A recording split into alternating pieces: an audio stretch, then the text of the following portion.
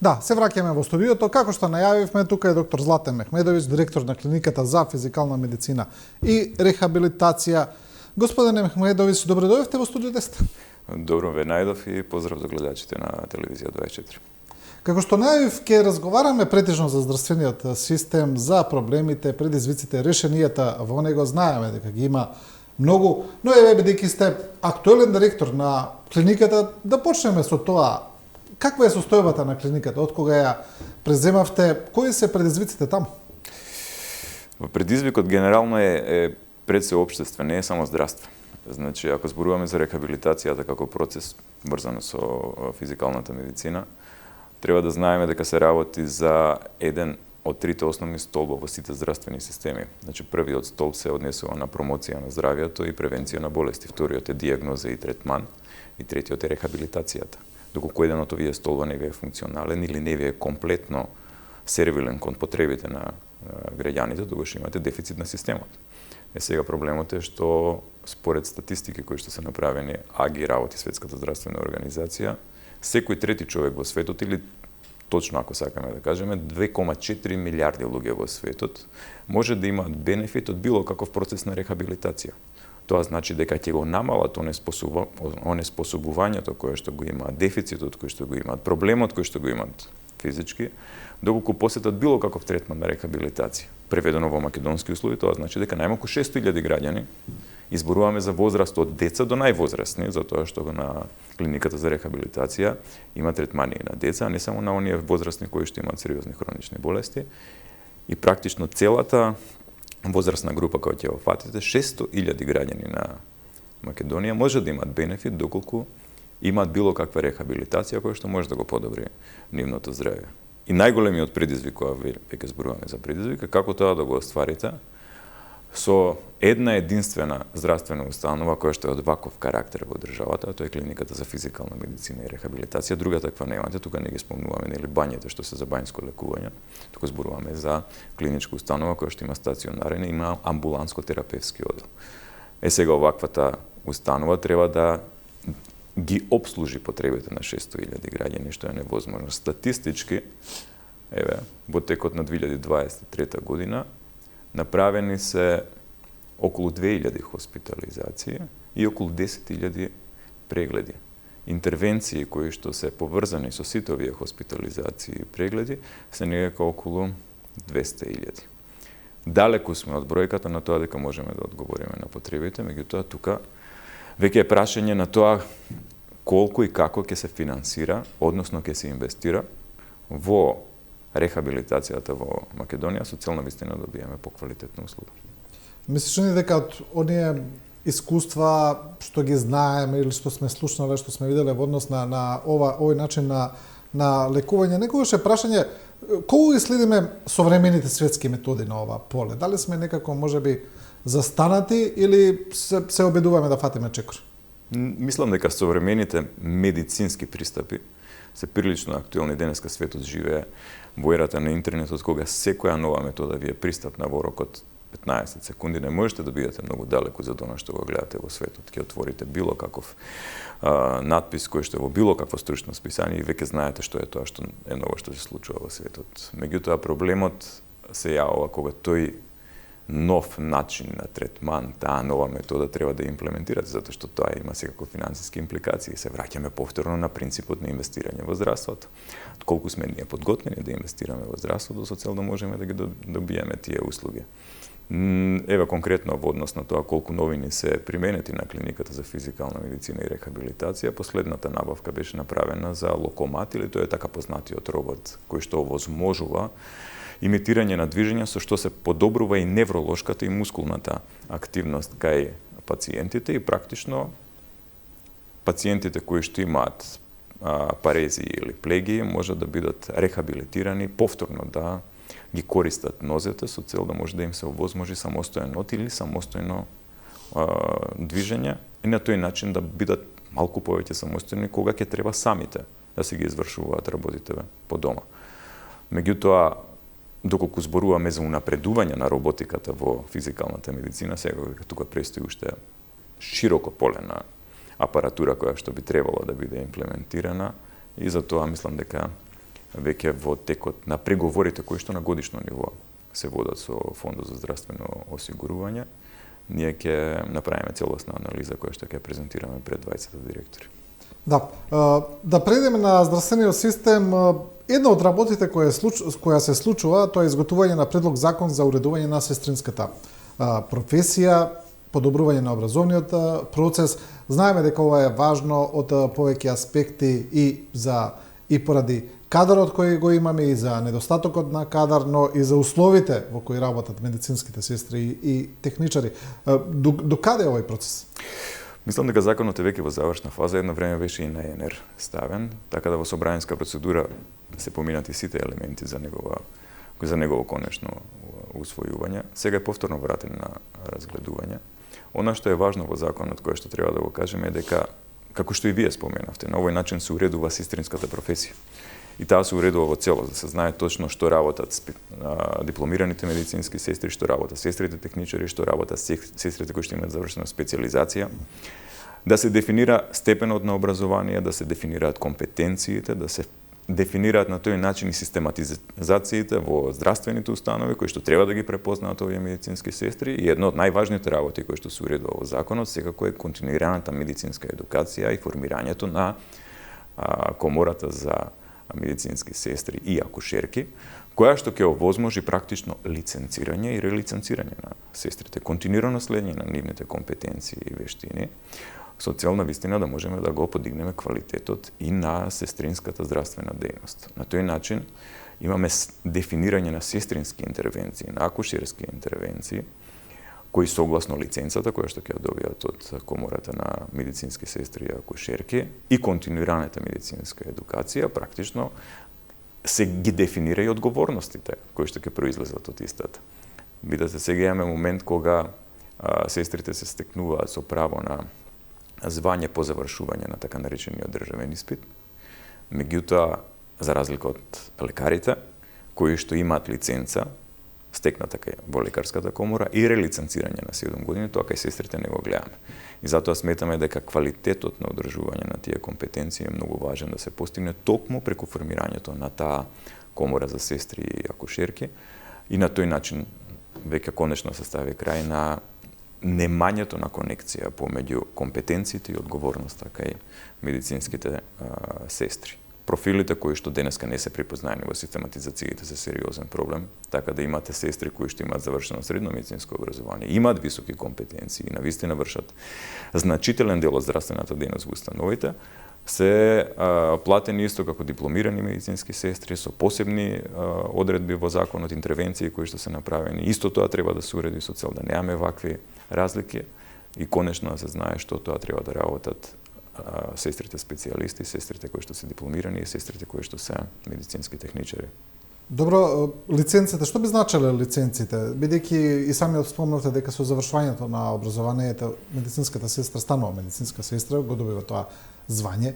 Дали лиценцата ќе значи дека тие ќе треба нешто дополнително по тоа да докажат, да покажат, да полагаат? Што би значило лиценцата? Или таа автоматски се стекнува? Да го споредиме системот на лекарската комора со сестринската комора која што треба да се формира согласно законот. Значи, како што кажав, лекарите се должни во текот на една година да посетуваат предавања и едукации кои што ќе овозможат реакредитација, односно релиценцирање. Тоа релиценцирање подразбира дека во текот на годината ќе соберете 20 поени кои што ви се поени од различни предавања, конгреси, семинари каде што вие учествувате или каде што имате активно учество или пасивно учество, со цел да ги соберете тие поени во текот на една година 20, за 7 години треба да видат 140 и на тој начин имате доказ дека во текот на тие 7 години сте имале активно учество во континуираната медицинска едукација. Тие бодови ви се основа за релиценцирање во наредните 7 години. После 7 години добивате релиценцирање на лиценцата и наредните 7 години треба да го повторите процесот. Истото треба да биде и кај сестрите, затоа што на тој начин ќе се докаже дека таа континуирана медицинска едукација практично овозможува континуитет на квалитетот на сестринската нега која што е основата од во професијата на сестринството и на акушерките. Да, ја спомнавте и самиот платата која тогаш би можела подобро да се валоризира во однос на образованието на сестрите, праксата, искуството, стажот и така натаму, но имаме ние и друг проблем во здравството кое, значи имаме сега ние медицински сестри и техничари кои со години работат без договори или со договор на дело. Гледаме дека тој проблем министерот за здравство господин Таравари најави дека ќе се реши до нова година, ми се чини дека кажа, но и предходно имавме најави, па дури од предходната влада дека ќе биде решено, некако не се решава. Што правиме со тие луѓе, бидејќи тие работат во здравствениот систем, па еве многу од нив поминаа и пандемијата, и ковид, поминаа навистина тешки моменти и некако тоа не им се признава се уште. Правото на работен однос веројатно е едно од основните права кои што на тие луѓе треба да им се даде, затоа што, како што кажавте и вие, ден денес имаме се уште по договор на дело во сите здравствени установи, вклучувајќи и клиниката за физикална медицина и рехабилитација, профили на здравствени работници и соработници без кои што клиниката не би можела да функционира. Доколку ние им ги раскинеме договорите за дело, ние практично ќе застанеме и во делот на болничка нега и во делот на физикална медицина и физикална терапија која што ја даваат физиотерапевтите, па и во делот на административно-технички работи, како што е, например, одржување на хигиената. И ако сакаме навистина да го подигнеме квалитетот на здравствената услуга и да го заштитиме и дигнитетот на здравствените работници, овие луѓе кои што работат по договор на дело треба да бидат вработени. Особено оние дефицитарни профили кои тука мислам на медицинските сестри, кои што се далеку под европскиот просек во Македонија. Ако европскиот просек за медицински сестри изнесол 8,3 на 1000 жители, во Македонија тој 4,7. Практично преполовен. Например, доколку го земете во предвид просекот на број на лекари по глава на жител, европскиот и македонскиот, ќе видите дека не заостануваме многу, некака просекот во Македонија е 2,7 лекари на 1000 жители, 2,9 е во Европската унија. Меѓутоа, застрашувачки е многу алармантно она колкав е бројот на медицинските сестри. И ако не се уреди брзо оние неусогласености кои што ги имаме со законот за сестринство и за акушерки, тогаш навистина ќе имаме проблем со постојаната миграција на сестрите надвор од државата и внатре во државата, во приватното здравство, каде што гледаме дека се повеќе се одлива оној стручен и квалитетен медицински кадар кој што работи на сестринската нега. Да повторам уште еднаш, решавањето на проблемот на оние кои што се по договор на дело е еден од основните проблеми кои што треба да се решат што поскоро и како што кажавте министерот Таравари, веќе понуди решенија кои што треба да се случат до крајот на годината и тука не треба да застане процесот, треба да се работи постојано на градење на квалитетот на тие човечки ресурси, да биде одржлив системот на човечки ресурси со цел повторно да не се доведеме во ситуација да ги испраќаме сестрите во други држави каде што платите и условите се подобри, а ние да останеме во државата без стручен и компетентен медицински персонал. Зошто овој проблем значи персистира толку долго, еве особено со овие вработени на дело, значи со децении, значи постои тоа и цело време здравствените власти велат дека знаат, свесни сте, ќе се решат, но некако не се решава. Ми се чини како да се вртиме во круг. Дали е проблем партизацијата, дали е проблем што тие луѓе се држат така на тој начин за да можат потоа да се контролираат. Што е проблемот кога значи знаеме дека постои, сите велиме дека треба да се реши и некако не се решава. Или можеби се проблем парите, не знам. Па парите се секогаш проблем, видите, кога нема да се реши една работа, дефинитивно имате голем проблем во парите. Да бидеме реални, Фондот за здравствено осигурување располага со лимитирани средства. И сите јавни здравствени установи оперираат со, па би кажал, во 90% од сите буџети кои што ги имаат јавните здравствени установи, оперираат со парите кои што се доделуваат како резултат на договорот кој што се случува со Фондот за здравствено осигурување. Ако сакаме да видиме колку малку пари Македонија издвојува за здравствениот систем, секогаш е логично да се споредиме со некоја земја која што е приближно по тие демографски карактеристики, географски карактеристики на нашата, тоа е Словенија. Во Словенија буџетот за здравство изнесува 4,5 милиарди евра. Собрани на истиот начин на кој што се собираат во Македонија, преку Бизмарковиот модел, преку задолжително осигурување, во Фондот за здравствено осигурување, кој фонд после тоа ги распределува, односно ги купува услугите од јавните здравствени установи. Во Македонија знаете ли колкава е бројката на средства кои што се сливаат во фондот? Мислиш че е околу 700 милиони отприлика. 800 милиони, 800. поново. Сега видите, тоа е практично 6 пати скоро помалку од тоа колку се одвојуваат во Словенија. Не можете со такви лимитирани средства да возможите се во еден здравствен систем, затоа што тука не се само вработените, нормално дека треба да има и потрошен медицински материјал, треба да има тековни трошоци, треба да има реновирање, треба да има инвестиции во здравството и навистина се премногу лимитирани тие средства. Но решението не е во кратењето на трошоците. Решението е во така нареченото инвестирање во здравството. Видите, Словенија денеска не е економски просперитетна земја и високо развиена економски земја, за разлика од нас кои што сме со средно висок економски развој. Поради тоа што првин станала богата, па после тоа инвестирала во здравството. Во Словенија континуирано се инвестира во здравството, континуирано има висок буџет кој што се одвојува за добри здравствени услуги и затоа економската компетитивност, економскиот квалитет на словенечката економија е практично резултат на добрите инвестиции во здравството. Не е обратно. Не треба ние да чекаме да станеме економски силна земја, а при тоа здравствениот систем да го развиваме од кога ќе имаме доволно пари. Ова што сега ми го кажавте ми е едно прилично дежаву, бидејќи пред 10 години отприлика, не знам, ги слушнав потполно истите зборови, тогаш од професорот Милчо Пановски. Тогаш буџетот на Фондот за здравство беше околу 360 милиона отприлика, ми се чини. И кога го прашав истото прашање, истата компарација направи уште тогаш со Словенија, тогаш па словеничкиот буџет беше околу 2 милиарди, ми се чини. Рече, и сега ја му велам, добро, како да го средиме здравствениот систем? И он вели, со овие пари никако. Невозможно е, вика, нема доволно пари во здравствениот систем да се среди. Отприлика ми се чини дека сега ми ја кажавте потполно истата теза. Сега прашањето е дали тие 800 милиона кои ги имаме сега за здравствениот систем, доколку се рационализираат, со нив се работи подомакински, на друг начин, може да ни го подобрат здравствениот систем или едноставно е недоволно да имаме добар, супер среден здравствен систем? Вашето дежаву веројатно е ја ќе го прекинам во точката каде што велите дека парите се недоволно и дека тие пари не би можеле попаметно да се искористат. Збориме за рационално инвестирање на средствата. Доколку ние сме фокусирани на клиничко здравство, каде што диагнозата и третманот е основен носител на услугите кои што се даваат во здравството, ни 4,5 милиарди кои што Словенија ги одвојува во моментот нема да бидат доволни. Да се разбереме, и Словенија нема доволно пари за да третира све што може да биде проблем во здравствениот систем пријавено како потреба од граѓаните.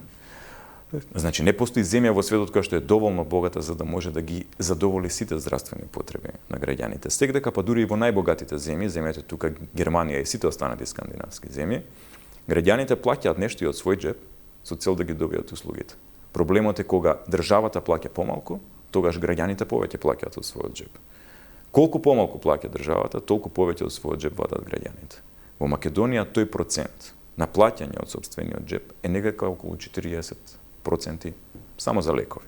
Тоа значи дека од вкупниот фонд на лекови што се обезбедуваат и се на сметка на државата, односно на сметка на Фондот за здравствено осигурување, 40% граѓаните вадат дополнително од својот џеб. Тој процент во Германија и во скандинавските земји е некако помал од 5%. Ако се рационализира здравството, да не треба потребите да се врзуваат на граѓаните со диагнози и терапија, со лекови и со скапи третмани, односно се работи на превенција на болести и на промоција на здравието, тогаш значително ќе се намалат трошоците кои што се даваат во делот за диагноза и терапија. И тоа го работат сега сите земји. Го работи Словенија, го работи и Германија, го работат и скандинавските земји. Превентивниот модел, идеалниот модел со цел да се скратат непотребните, не непродуктивните, непотребните трошоци во здравството. И не е причината на кратењето на тие трошоци само финансиската заштеда. Многу поважен елемент на тоа е квалитетот на здравјето на граѓаните. Кога ќе го сочувате здравјето, кога ќе работи на превенција на болести, тогаш сведоци сме на глобално старење на популацијата. Гледаме дека се повеќе се зголемува границата, старосната граница на оние кои што имаат практично границата на морталитетот е веќе зголемена на 77 години, во 50-тите години таа била помалку од 50 години. Тоа се должи на напредокот на медицината. Но воедно, добро е тие луѓе на 77 години. Добро е и за државата, и за економијата, и за здравството, и за заштедата, да имаат квалитетно здравје. Да имаат помалку хронични болести, да примаат помалку терапија, да се физички подобри, да имаат социјална благосостојба и да имаат економска благосостојба. А социјалната и економската благосостојба ќе произлезат сами по себе доколку ги имаме заштедите во здравството и имаме висок квалитет на живот. Да, но каде е тука вината? Дали кога зборуваме за тоа дека е потребна поголема превенција за потоа луѓето да не се лекуваат, да не се оптоварува здравствениот систем, вака да го симплифицираме, да речеме, дали е тука вината во начинот на работа на лекарите или во самиот систем? Бидејќи скоро имав исто така една анегдота каде што нашинецот тука во Германија оди и тука му препишуваат прилично една тешка терапија за германскиот доктор да ја фрли и да го реши проблемот прилично едноставно и при тоа му кажал, знаете, вели, кога одиме на конгреси со вашите лекари, забележуваме една работа, дека вие тамо на Балканот, во Македонија, премногу лекарства препишувате, а вие сте најболна нација. Отприлика така, буквално така, му кажал германскиот лекар. Сега, ако е навистина така, каде е проблемот? Дали е проблемот во начинот на работа кај нас на докторите или докторите лекарите? Тоест, се едноставно приморани така да се одесуваат, бидејќи системот не им дозволува поинаку. Ајде внимателно уште еднаш да го повториме тоа што го кажал германскиот колега. Вие препишувате премногу лекови, вие сте болна нација. И тука нема нешто што не е точно. Ние имаме проблеми со превенцијата на болести. Ние имаме проблеми со промоцијата на здравјето. Ако ги земете анализите на Светска банка, конкретно, кои што се однесуваат само на две дијагнози. Едната е хипертензија, втората е диабет. Проценките се дека во Македонија повеќе од половина милион луѓе имаат хипертензија, висок крвен притисок, да биде појасно за гледачите. А 250.000 приближно имаат диабет. Само две дијагнози, ние имаме пациенти, ако ги соберете, ако сега под услов нели тие што имаат хипертензија да немаат диабет, имате 750.000. Се преклопуваат овие, да се разбереме. Да, меѓутоа, во одреден случај, и да нема преклопување, тоа се околу 600.000 жители кои што имаат хипертензија и диабет. Тоа е 1/3 од целокупната популација. И вие сега кои ќе дојдете во состојба да имате диабет, зависи кој тип на диабета, или кој ќе имате состојба на хипертензија, повторно зависи на кој стадиум е хипертензијата, вие морате да употребите терапија, вие не можете без таа терапија. И затоа имаме проблеми со толкавото препишување на терапија. Никако не би ја свел грешката кај лекарите кои што работат. Меѓутоа, кога прашавте за системот, да, би кажал дека системот има системска грешка, а тоа е што воопшто не внимава на тоа како треба да се прави промоција на здравје и превенција на болести, а кога сме веќе во делот на терапијата и дијагнозата, да се знае како точно да се дијагностицира, која терапија треба да се препише, кои се улогите на лекарите и медицинските сестри кои што како тим работат во примарната здравствена заштита со цел тоа да биде добро направено, и уште една работа која што согласно трансформацијата на примарната здравствена заштита ја работиме и сега со Министерството за здравство, е да имаме индикатори за квалитет. Да знаеме колку тоа се одразува на квалитетот на луѓето кои што веќе сме ги дијагностицирали и сме ги третирали. Тоа е новина во здравствениот систем.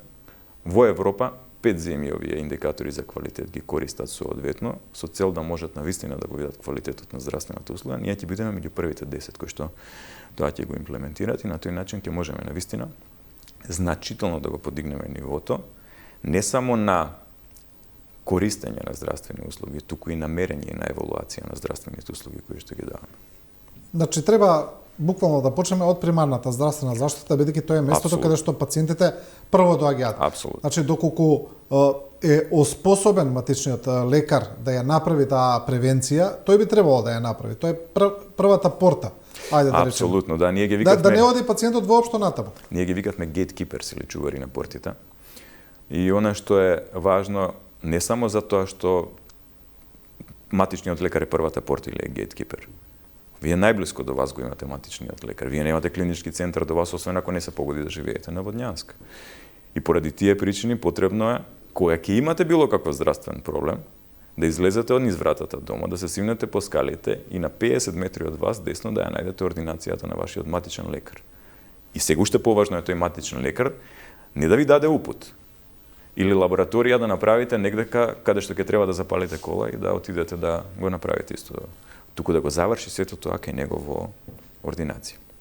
2023 година, тогаш беше министер Фатмир Меджити, ние направивме таква трансформација на здравствениот систем за 5 диагнози. Една беше покачениот крвен притисок, втората беше диабетот, третата беше хипотиреозата, четвртата ХОП и петата астма.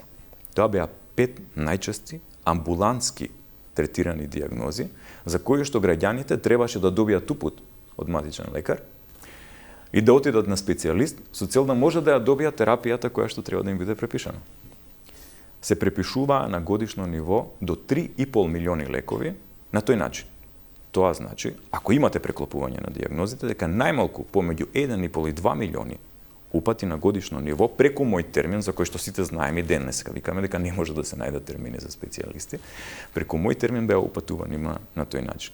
Денес, согласно таа трансформација и промената на режим на препишување на лекови, матичниот лекар може да направи диагностика лабораториска, а може и да ги препише лековите без да го упати на специјалист својот пациент. Тоа е идејата на развој на медицината и заштеда на високо, би кажал, пред се скапата и клиничка услуга која што до сега беше давана во делот на препишување на лекови. Нема потреба амбулантите на клиниките да бидат преполни со пациенти кои што треба да добијат вообичаена терапија за хипертензија или за диабет.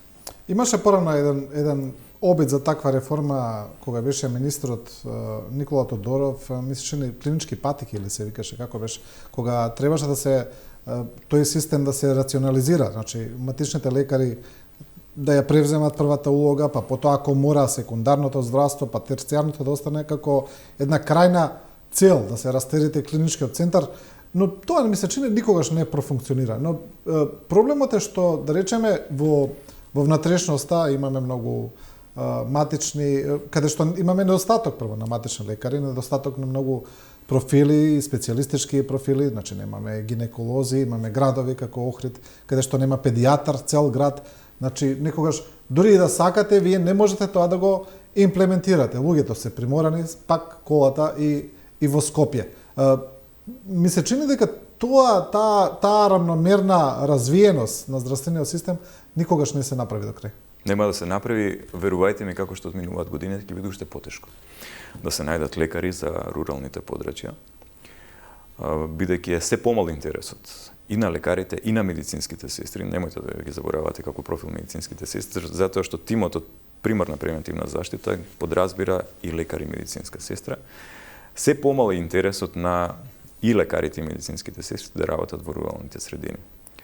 Ама кога зборуваме за оваквиот проблем, треба да бидеме и честни и реално да кажеме дека тоа не е проблем само во Македонија, тоа е проблем секдека во светот и веќе тенденција е да се наоѓаат нови иновативни решенија како да се реши тој проблем.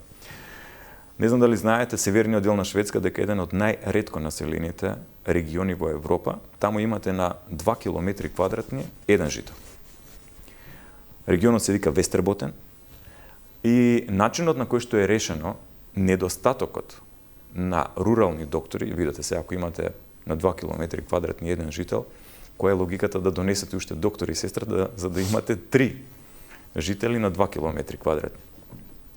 Се направи на така наречени електронски болници, дигитални болници, каде што практично пациентот може да отиде да измери крвен притисок, да стави апарат на гради кој што ќе му направи ЕКГ, да стави слушалка дигитална која што ќе направи аускултација, може да се земе анализа за крв. И тоа истото дигитално да биде прегледано од некој доктор кој што е во Стокхолм или кој што е во Малме или кој што е во некој друг град во Шведска, да му биде препишана терапија, терапијата ќе му биде доставена физички, тоа не може поинаку да биде направено и на тој начин со таа така наречена телемедицина се решаваат проблемите на недостаток на персонал во одредени региони. Зборуваме за Шведска. Во Македонија не мора да бидеме до толку инвентивни за да инвестираме во такви сложени установи установи кои што се навистина незамисливи за Македонија. Меѓутоа можеме да направиме нешто друго во делот на иновација, односно да најдеме начин како тоа да го прави компетентен здравствен работник, кој што ќе може во комуникација со друг здравствен работник, дали тоа ќе биде медицинска сестра или ќе биде лекар, да овозможи преку таа комуникација да се даде соодветна здравствена услуга во руралните средини. Движењето на популацијата кон големите градови е тренд кој што ќе продолжи да се развива. 2050 година е година во која што не очекуваат многу промени. Не треба да мислам дека денешниот начин на кој што живееме нема воопшто наликува на тој што ќе биде во 2050 година. Ќе имаме мегалополиси во кои што ќе имаме огромна концентрација на популација и ќе имаме празни подрачја во државата, така да ќе треба визионерски да го развиваме здравството и да мислиме што тоа буиднина не очекува. 2050 година не очекуваат и така наречени болници без зидови. Тоа значи дека ова што го зборував за областа од Вестерботен, многу е веројатно дека ќе може и кај нас да го очекуваме. Замислете во зградата доле да имате таква кабина со сензори која што ќе ви направи целосен преглед, а некој лекар преку телемедицина ќе ви препише терапија. Кај нас во реалноста во овие проблеми или недостатоци или неможноста на граѓаните некогаш да дојдат до лекар, па не само во внатрешноста, туку и во Скопје, да дојдат до јавно здравство, да дојдат до упат за специјалист, да дојдат до термин, граѓаните од нема и каде одат во приватните болници. Гледаме дека тоа се почесто се случува. Па тоа дури оди до таму што некои обвинуваат и во некои теории на завери, дека тоа можеби и намерно се прави, дека намерно се упропастува јавното здравство за да се исполни интересот на приватните болници, па се прават теории на заговор за некакви конекции помеѓу собствениците на тие болници и некои политичари и така натаму. Верувате ли во тоа дека намерно се упропаствува јавното здравство за да профитира приватното? Ја мислам дека ниту еден одговорен политичар кој што се нафаќа на тоа да го води здравствениот систем, било кој министер во здравството, дека нити може, нити би требало да размислува во таква насока дека треба да се упропаствува здравствениот систем, јавниот здравствен систем.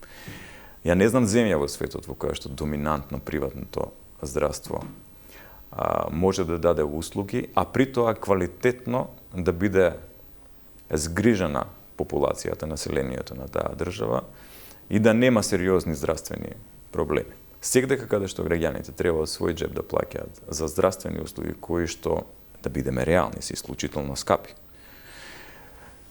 тогаш државата практично, се враќаме на она што претходно го зборував, не може да очекува да биде нити богата, нити просперитетна, нити да има финансиски заштити, нити да има социјална или економска благосостојба на популацијата. Така да рационалното размислување дека јавното здравство треба да биде пред се приоритет за инвестиција, доколку сакаме сите други сфери од општеството да ги развиваме. Значи, често се зборува дека 3 се основни столба во секоја држава. Зборуваме за општествени столбови, за структурни столбови, тоа се здравството, образованието и правдата, правниот суд. Правниот систем, ако го тргнеме на страна и ги одземеме само образованието и здравството, ние практично ќе немаме нити економија, нема да имаме ни социјална благосостојба, нема да имаме практично ништо што ќе остане во државата квалитетно. Приватното здравство не може, нити приватното школство не може да го надополни дефицитот од она што државата треба да го инвестира со цел да ја сочува и стабилноста, и интегритетот, и финансиската, и да ја унапреди финансиската стабилност на државата. Така да теориите на заговор за тоа дека систематски се уништува јавното здравство, мислам дека се малку претерани. И мислам дека не постои министер кој што се нафатил на функцијата да го води ова ресорно Министерство за здравство, кој што не размислува на тоа како да ги унапреди јавните здравствени установи. Дали тоа се прави во помала мерка, тоа веројатно е за некоја друга дебата, сега не би го коментирал. Да, кога зборуваме за јавното здравство, таму да речеме столбот на тоа е да речеме клиничкиот центар, таму имаме една сага која трае исто така веќе со децении, тоа е градење на нов клинички центар, па сега имаме нели идеја за спојување на постојниот клинички центар, за враќање под една капа, тоа е различни процеси се, но слични, комплементарни. Има ли некакво помрднување тука од мртва точка? Бидејќи имавме една студија, еден проект од претходната влада, која ми се чини сега потполно се напушти, дека сега повторно, дали од нула или нешто ново почнуваме, до каде е овој процес? Да почнеме од тоа каде што го дефинирате клиничкиот центар како столб на здравствениот систем. Видете, тоа е погрешно. До сега зборувавме дека примарното здравство треба да биде столб на здравствениот систем. Затоа што е најдостапно, најблиско е до вас. Во право стаја да речеме круна. Тоа е друго. Да. Врвната институција, најважната институција која што треба да се занимава со наука и со сериозни здравствени проблеми кои што треба да се решават, кои што не може да ги решите на било кое друго ниво во здравствениот систем, треба да биде клиничкиот центар. Меѓутоа, по никој услов, во никој случај, клиничкиот центар не треба да биде клиничка амбуланта. Денеска сме сведоци кога 70% од сите специјалистички услуги кои што се даваат на територијата на Македонија се практично услуги кои што се даваат во клиничкиот центар и тоа го дефинира како клиничка амбуланта. Во услови кога кумулацијата на човечките ресурси е огромна во клиничкиот центар, а кога дефицитот на услуги на останатиот дел од територијата на Македонија е толку голем, логично е клиничкиот центар како врвна институција да ги превземе тие обврски и да ги сервисира потребите на регионалните центри во Тетово, во Штип и во Битола. Меѓутоа, решението за тоа клиничкиот центар да си го врати својот дигнитет пред се е да се децентрализираат услугите и да се овозможат повторно овие клинички центри кои што ги спомена во Штип, во Битола и во Тетово, да си ја вратат својата клиничка улога и да ги третираат согласно највисоките критериуми и согласно медицината базирана на докази, пациентите кои што се од тие региони. Тогаш клиничкиот центар ќе може да се ослободи од овие 70% амбулантски услуги кои што ги дава на територијата на Македонија. Интеграцијата на клиничкиот центар е друга приказна. Таа интеграција на клиничкиот центар, кој што го знаеме каков беше пред 2009 година, всушност треба да го врати стариот лик на клиничкиот центар, каде што сите клиники ќе бидат под едно. Односно да имаат еден директор, тогаш имаше два директори. Сега се разговара за начините на кои што таа реинтеграција треба да се направи, можно е да има и повеќе директори од еден директор, може да има еден директор и 5 заменици директори. Во тоа време, колку што јас се сеќавам, имаше 2 директори и секоја клиника си имаше свој сопствен директор. Меѓутоа, како што кажав, интегрираноста беше во тоа што тој директор беше одговорен практично за се, генералниот директор на клиничкиот центар. Денеска имаме ситуација во која што одредени клиники имаат профитабилна дејност, не остваруваат долгови, нивните обврски не се зголемуваат. Од друга страна имаме клиники кои што се страшни. Заговарија видовте, пред, мислам, месец дена искочи директорот на фондот за здравство, Сашо Клековски, и кажа дека само во првите 6 месеци долгот на јавните здравствени установи е зголемен за 1 милиарда денари и сега достигнува 6 милиарди денари. Тие долгови кои што се генерираат од едни клиники не може да додат на сметката на други клиники кои што работат профитабилно. И тука се работи за лош менеджмент. Така да начинот на кој што ќе се организира новиот клинички центар би требало пред се да биде поврзан со функционалноста и со квалитетот на услугите.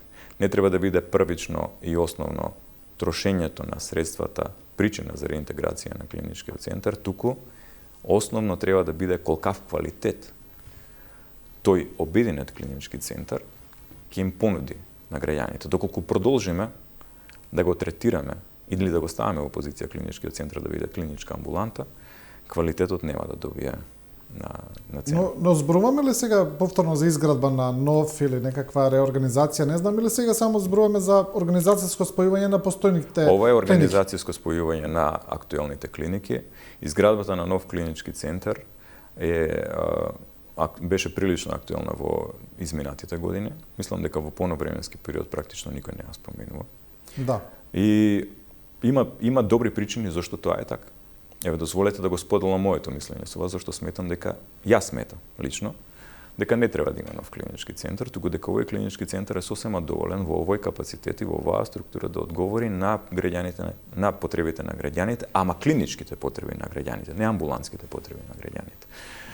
Значи, како што се движи периодот, се поголем дел од популацијата ќе старее. Ние во моментот на секои 3 вработени имаме 1 пензионер. За некои 20 години очекувајте на секој 1 вработен да имате 1 пензионер. И тогаш клиничките услуги ќе бидат во втор план. Вие ќе имате потреба повеќе од така наречена долготрајна нега, долготрајна грижа, long-term care, за оние возрастни граѓани кои што ќе имаат све повеќе хронични болести. И повторно решението е во изградбата на такви центри кои што се за долготрајна нега, а воедно и градење на примарната здравствена заштита која што ќе работи на превенција на болести, затоа што хроничните болести дефинитивно ќе ги оптоваруваат тие возрастни луѓе, а не во изградбата на клинички центри кои што трошат, погодете што, скапа диагностика и скапа терапија за третман на болести. Да не го спомнам она што претходно го кажав, дека 2050 година не очекува периодот кога ќе имаме болници без зидови. Што ќе им правиме ние на зидовите на новиот клинички центар, кој што по некои пресметки требаше да достигне 500 милиони во изградба и со некои анекси веројатно ќе достигнеше и до 1 милиарда евра. Тоа е промашена инвестиција во здравствениот систем, затоа што на тој начин овие 1 милиарда евра за одреден период на кој што ќе помине во иднина, нема да имат никаква употребна вредност. А овој клинички центар оваков каков што е, без некакви значителни инвестиции, навистина ќе може да прерасне во квалитетен клинички центар кој што ќе може да ги дава услугите. Добро, ова ми се чини дека не сум слушнал од друг, може би има, да прв пат некој да ја каже оваа теза дека не ни треба нов клинички центар, бидејќи досега само слушавме дека ни е потребен и само беше дебатата како, каде и кога треба да се направи. Видете, секој има право на собствено мислење, меѓутоа аргументите кои што јас денеска ги ставив на маса се такви. Да. Во иднина не очекува промена на начинот на кој што медицината ќе биде применувана. Во медицината важи едно правило, тоа што во последните 10 години било како начин на практикување на медицината, 50% отфрлете го затоа што тоа во наредните 10 години нема да ви биде употребливо. Замислете каква ќе биде состојбата за 20 години и прашањето е повторно како што кажав, дали болниците без зидови се иднината, ја верувам дека се, и дали навистина потребата од тоа да бидете физички присутни во некој клинички центар од 1 милиарда евра ќе биде реалност или ќе можете вашите услуги да ги добивате многу поблиску до дома, дали кај вашиот матичен лекар или во некои виртуелни кабини каде што со помош на сензори ќе може да се направи сите анализи. Доктор Златан Мехмедовиќ, ви благодарам за ова гостување. Благодарам и на вас.